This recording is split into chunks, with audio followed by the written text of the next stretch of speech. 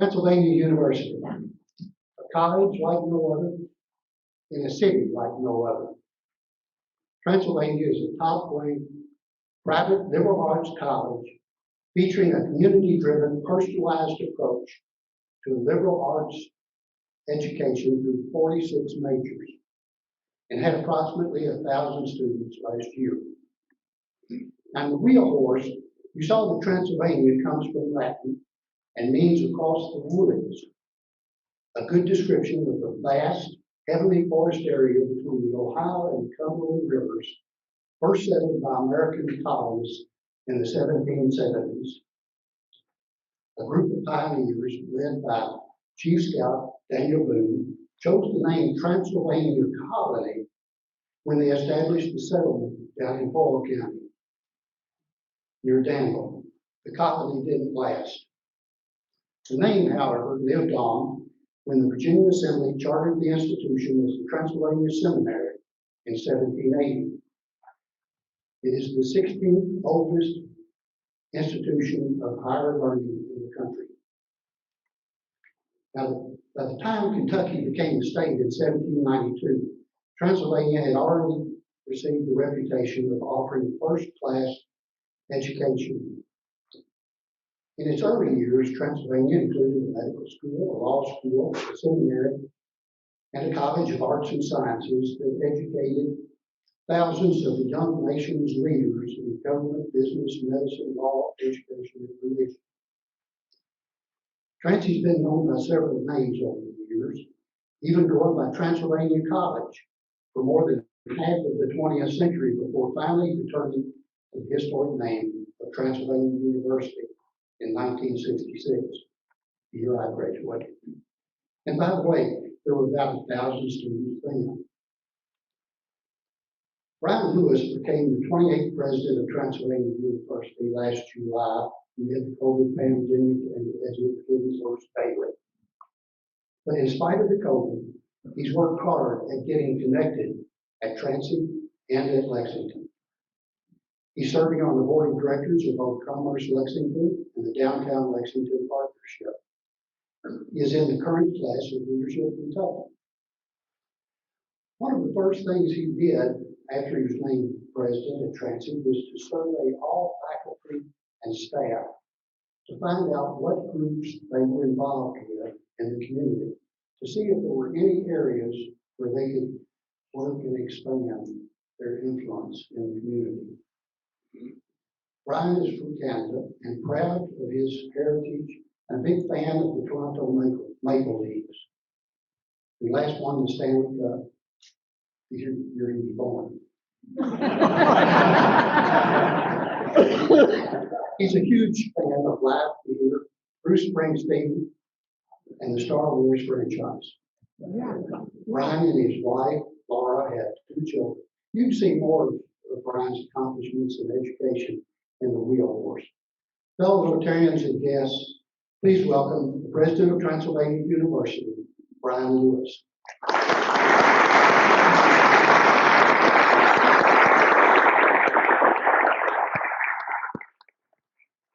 Well, good afternoon. Good afternoon. Well, this is Rotary. Good afternoon. Good afternoon.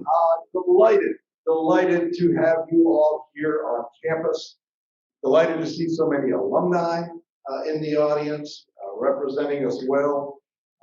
Thanks to Tom and to Bob. They took my entire script.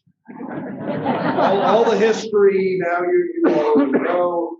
But if you want to make an impact on today's young people, when you're talking about the Transylvania history, I found the fastest way is to say, okay, you know the musical Hamilton?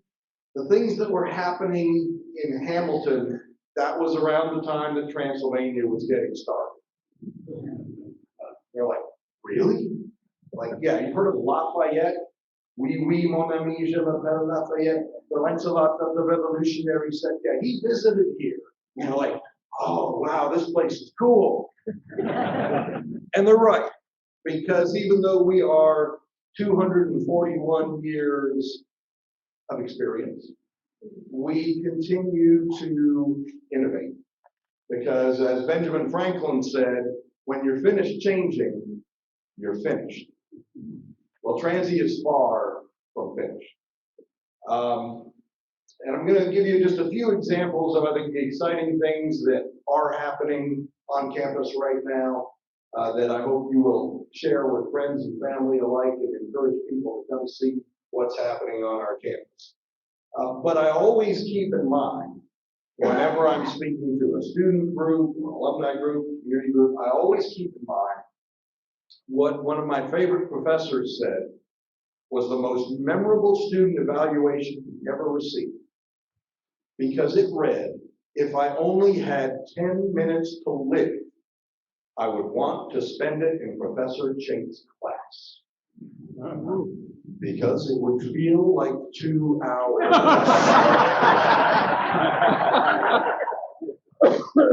So, Bill, if you start nodding off or something, I'll take that as my cue to wrap up. But before I get into my sort of, top 10 exciting things happening at Transy, I think I do need to answer the question that Bob posed about where are the season tickets.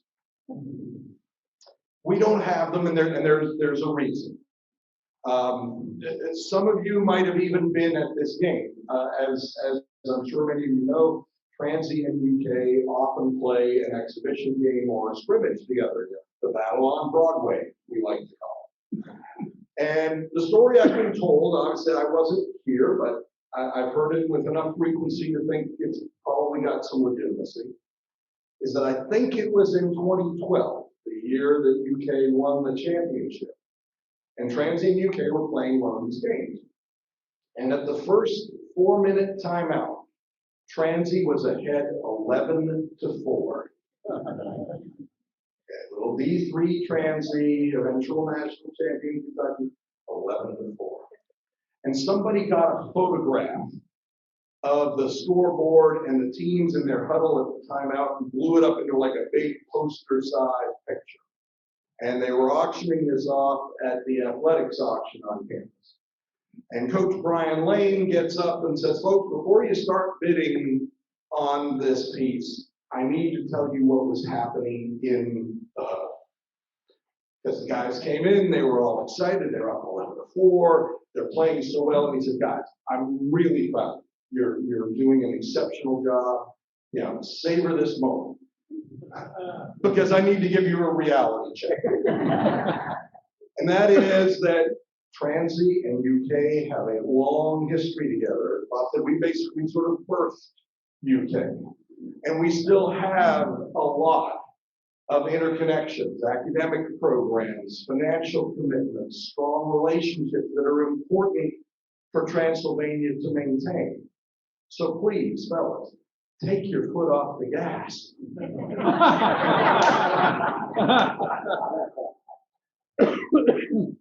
And they did. And I think they lost by 30 or 40 or something. But I suspect, Bob, that's why we don't have tickets. Because at 11-4, they were getting nervous. But it's just so nice to be in a room and hear people laughing and see people shaking hands. And heck, it's just nice to see people three-dimensional. So I really appreciate that you've invested the time to come to campus. Thank you to Brittany Wildman, our campus center director, and everyone involved in making this event possible. So I do want to give you sort of a top 10 list, not quite David Letterman style, but a top 10 list in no particular rank order of some highlights from Transylvania over the last 12 or 13 months since I arrived. Number one, well, we made it through the pandemic last year without having to pivot back to fully online classes and with really good cooperation and results on health protocols and vaccinations. We didn't have to make long-term financial reductions. We never had to furlough anybody. We never had to lay anybody off. And I really credit the students for their leadership and their cooperation. We never even got close to filling the spaces that we had set aside on campus for quarantine and isolation when there were cases. And it really was the students sort of leading with, well, let's call it peer pressure, saying, look, being on campus is really important to us. Please follow the protocols. Don't, get to the point where we all have to go home. So congrats and thanks to the students and the whole campus community for the way they pulled together. Secondly, we have increased enrollment. We had higher enrollment last year during the pandemic than the year before. And we have increased deposits for the academic year that's just about to start by 11%. That is, that to me is remarkable. Applications were up by 3%. And that might not sound too exciting until you realize that applications for other private Kentucky colleges were down 8.5%. So we are bucking the trends. The buzz is out there. People want to come to Transylvania. Item number 3, our graduating students continue to make us so proud. They are going into every field imaginable. We have about a 95% rate where in the first 6 months after graduation, you're either employed or you are in a program, graduate or professional school. Our students are getting into programs at places like Vanderbilt, Notre Dame, UK, you name it. We are putting people around this country who are coming out of an outstanding education and take that next step. Number 4, where we are right now, the new William T. Young Campus Center. We are so excited, so proud of this facility, and now we're really going to get to use it fully. We had to use it with all kinds of restrictions and spacing and so on. It opened on time and on budget, even in the midst of the pandemic. So I know there's some folks here who were involved with that. So would you stand up and take a bow, please?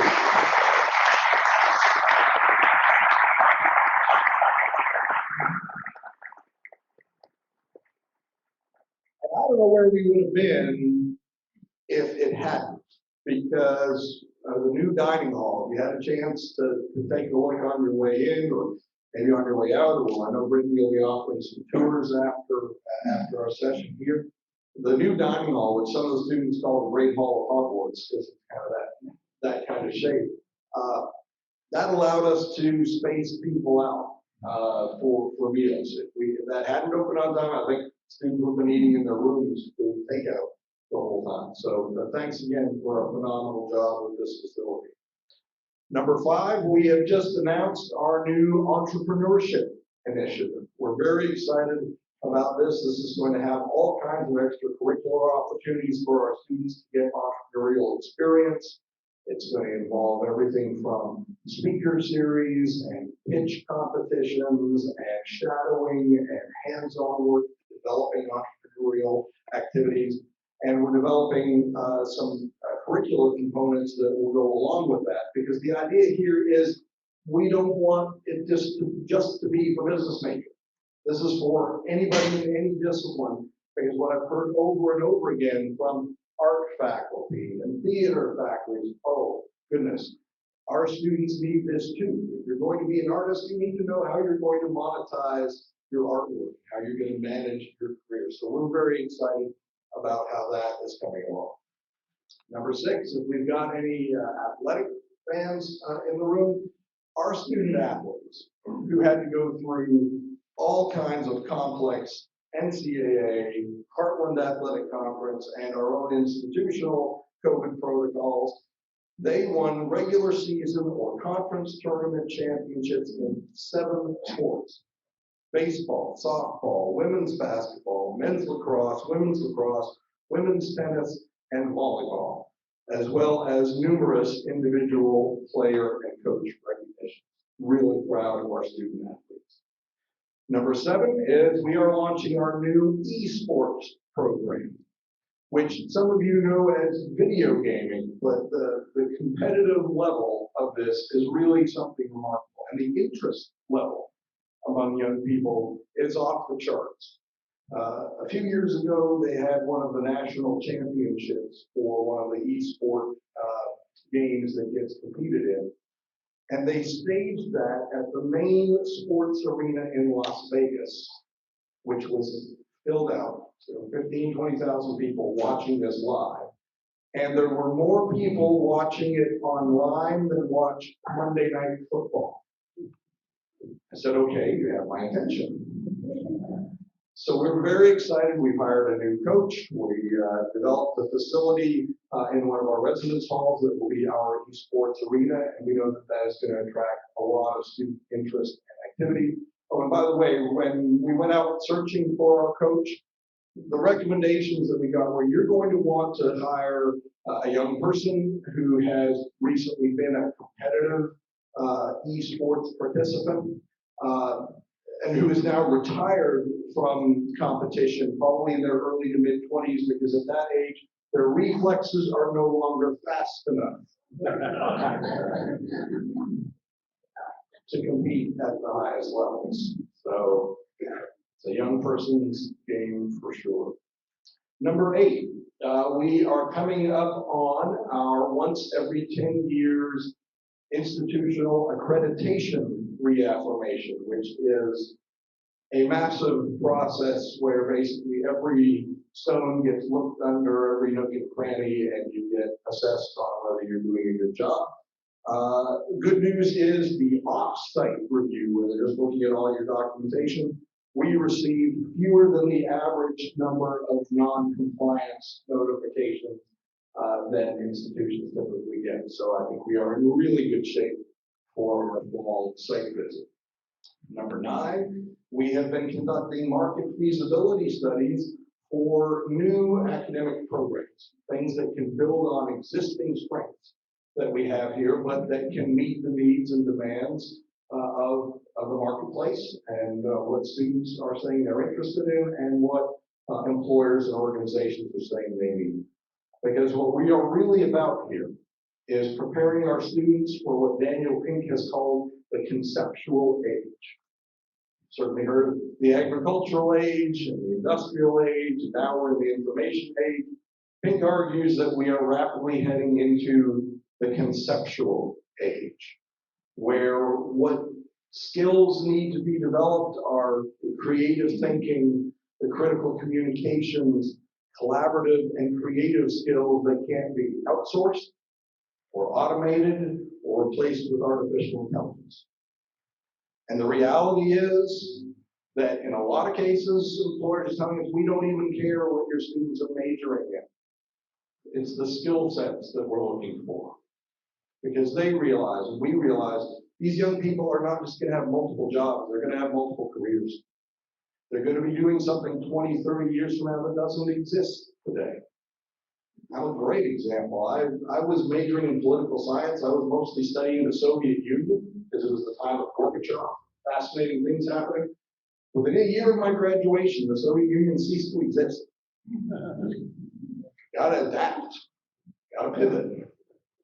Like Ben Franklin said, when you finish changing, you're finished. So we are far from finished, and we are preparing our students for that reality and equipping them well. And number 10, as was mentioned by Tom in his kind introductory remarks, we're really intentional about re-engaging with our host community. I heard over and over again during the search interviews from various constituencies that there was a sense that for whatever reason, Transy had not been as deeply connected with our host community over the last number of years as we could and should be. And we want to change that dynamic rapidly. Having you here is an important part of that. I really appreciate you making the time and doing the extra effort to come to campus and see what we're doing. Because as you heard about through the history, we are Lexington's university. Our proud child up the street, up Broadway, they're Kentucky's university, and that's wonderful. That's a great mission, and they do it well. We are proud that our history is inextricably linked with Lexington, and we are proud to be Lexington's university. And our vision is that Transylvania University will be and will be recognized as being the finest undergraduate liberal arts institution in the nation. We are actually a rare bird. There are many fine national liberal arts colleges, but there are not many that are located right in the heart of the city. And being able to take full advantage of that for our students and their experiences and their education is paramount to us. And we feel also is our badge of distinction that will attract people to come here. To have what the campus has to offer, and then to be able to just within steps or a short drive, engage with all that Lexington has to offer. It is truly the best of both worlds and what will prepare them best for the conceptual age. So thank you for your kind attention. I'm happy to take some questions. Don't know how much time we've got here, but Bill says we've got time. So happy to try and address any questions. Bueller, anyone? What's the biggest challenge? Biggest challenge?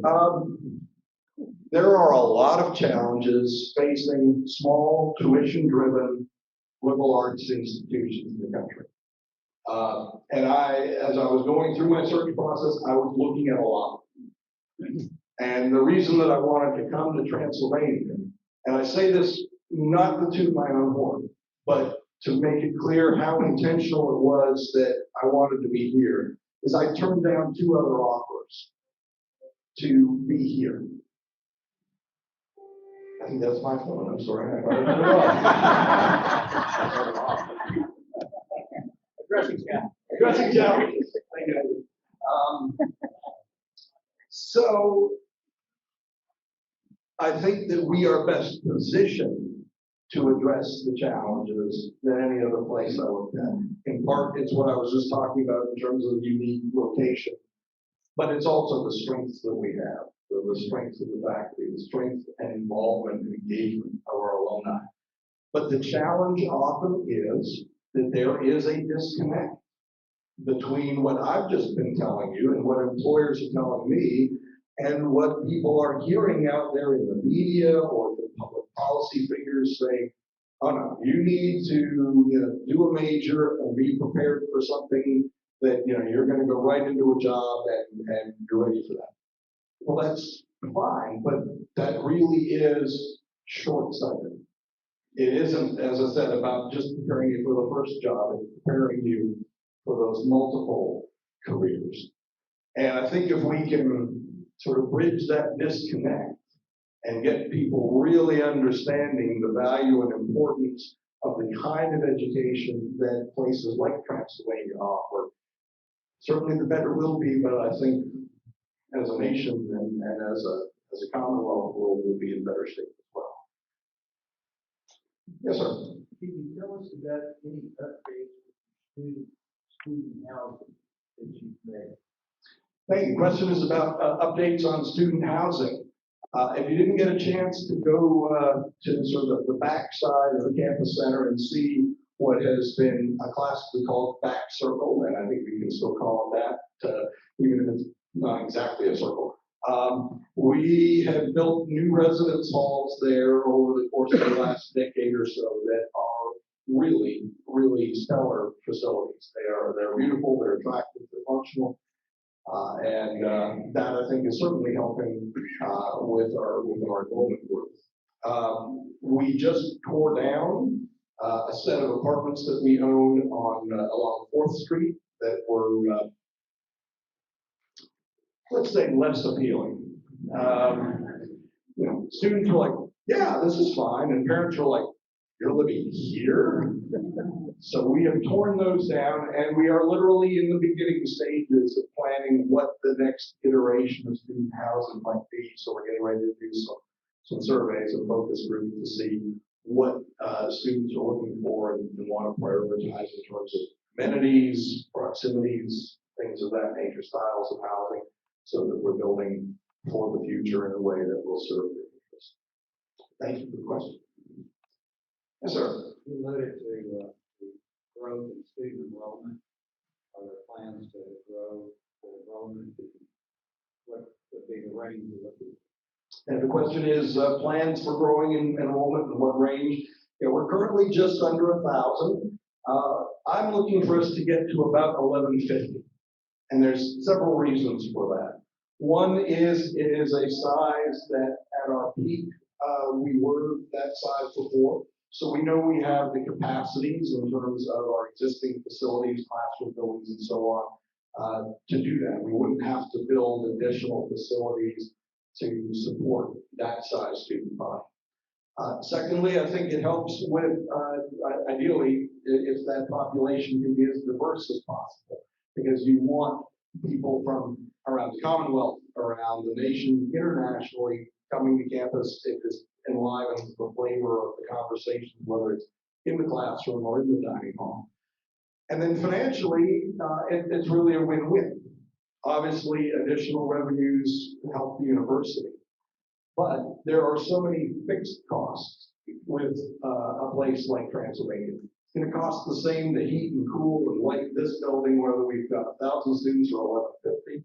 If we can spread those fixed costs amongst more students, it keeps the cost of attendance down for everybody. So that's the direction that we're heading. What particular diversity initiatives do you have in place? Question is what diversity initiatives we have in place. Very proud, and I can't claim credit for this. I inherited this wonderful decision from Dr. John Williams, who served as the president for the year before I came. John decided to elevate the role of the diversity and inclusion officer to a vice president level, so that person is on the president's cabinet. And then John was also kind and sage enough to let me be the person to fill that position. And we hired Dr. Keegan Denny, who came with a wonderful range of experience at community colleges and public and private institutions. And she has hit the ground running. She is an absolute dynamo. She's doing wonderful things, not just on campus with our student population, but again, engaging with Lexington and the community. And so I'm very excited about what she's doing. She is helping us do things like be more effective in our recruiting of faculty and staff. And I think that's already showing some positive results. On the student side, it really is a matter of being more targeted with communications, more targeted with scholarship dollars. And I'm pleased to let you know that our diversity population of the incoming class is up 4 percentage points. So we're moving in the right direction quickly. Do you have any international students? We have had international students this past year. Obviously with COVID, that was a little complicated, but yeah, we had a student who was from Australia who was zooming into classes at, I hate to think what hour of the day that student was doing it. My understanding is we have 1 international student scheduled to come in this year. Again, I think it's very much because of COVID and border issues and so on.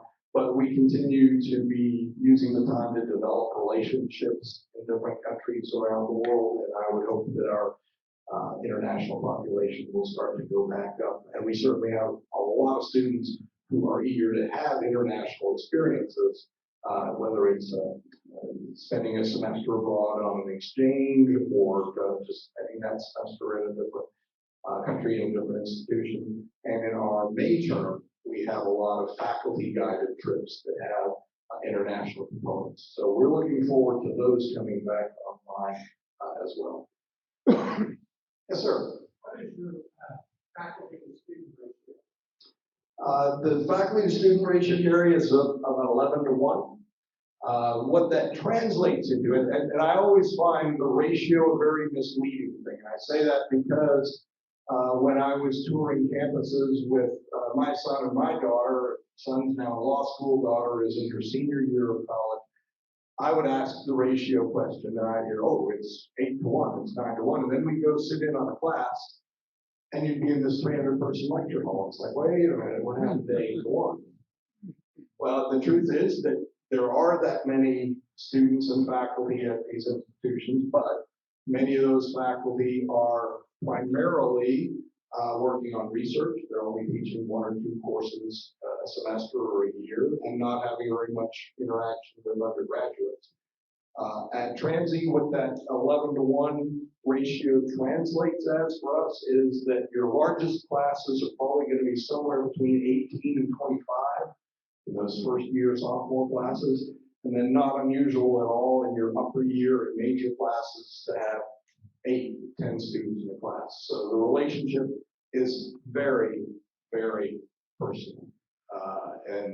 I sort of warn or tease prospective students that, if they don't show up in class some morning, but their professor sees them in the dining hall at lunch, the professor's probably going to come over to them. Now, they're not going to cause a scene, but they are going to be like, Brian, good to see you. Is everything okay? Not that Ryan has ever missed a class. I'm just thinking of it. Other question, Tom. Where are the students coming from? Where are students coming from? About 80% are from within Kentucky. Our 3 biggest areas, no surprise, are the major metro areas, Lexington, Fayette County, a Louisville area, the northern Kentucky, Cincinnati area. But we are really getting a sprinkling from all over the Commonwealth. Then our other major draws are from contiguous states, Indiana, Ohio, Tennessee. But we've got students this year coming from places like Texas, Connecticut, you name it. So it's a nice matter. Again, as we grow the student population, even if we maintain the same kind of ratio, it'd be nice to have people from different parts of the country. Bob? You talk about working more with the business community.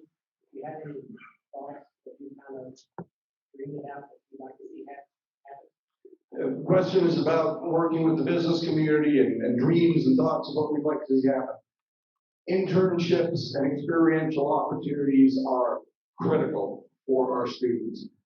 And we have many, many opportunities, but I will tell you that many of them go unused by our students for one simple reason. They are either unpaid internship opportunities, or the pay for the internship is so low that they have to make the unfortunate choice and say, nothing against, Arby's or Wendy's or someplace like that. No, I'm going to take that job because I need that to pay for my school expenses. So if there are ways that businesses can see to not only have these opportunities, but have them with compensation, that's going to give the students the experience you need, and is also going to give these businesses the chance to identify that young talent and bring them into their organizations early on. So I do see it as a win-win, and I hope more of our friends in the business area will take us up on that. Let's give him another round.